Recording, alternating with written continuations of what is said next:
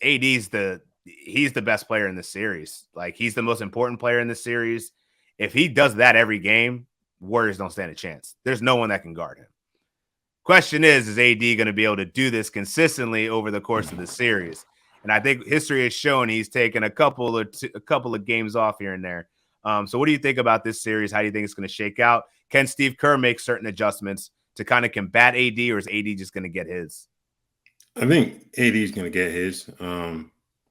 Funny, he and Kevin Looney both had 23 rebounds last night. Crazy.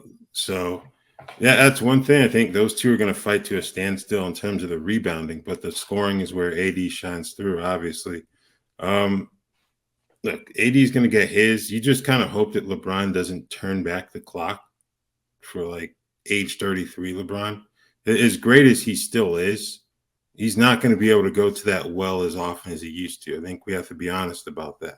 But 23 and 11 for him last night. Jordan Poole is an interesting player for me. I feel like he's the type of player who can kind of shoot them into a game or shoot them into a blowout win, but he can also shoot them in the other direction too. He shot the ball reasonably well last night, 6 of 11 from 3, so that's a good start to him, but he hadn't been the most consistent player in that regard, to be honest with you. No, he hasn't. And I mean, he definitely took some flack for that shot that he took at the end of the game. I thought it was a good look considering you're down 3. Like, at some point, sometimes you just got to pull it. Could he have taken a step in? Sure. I get the argument for it. But when a guy's 6 from 11, and for someone that's been as cold as he was, and the look that he got, I feel like you take the shot. Draymond talked about on his podcast today, he had no issue with it. I'm sure all the rest of the Warriors team also could live with it as well. There were other moments in that game that they probably wish they could have had back, that they wouldn't have put themselves in that situation.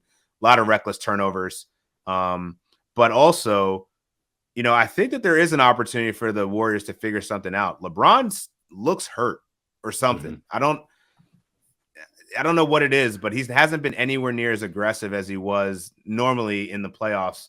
And obviously you're letting AD just kind of cook. But if I'm the Warriors, man, I'd be sending so much action at LeBron James to make him work on defense that it kind of exhausts him, because he doesn't look like he's looking for a shot offensively. So you might as well just wear him down.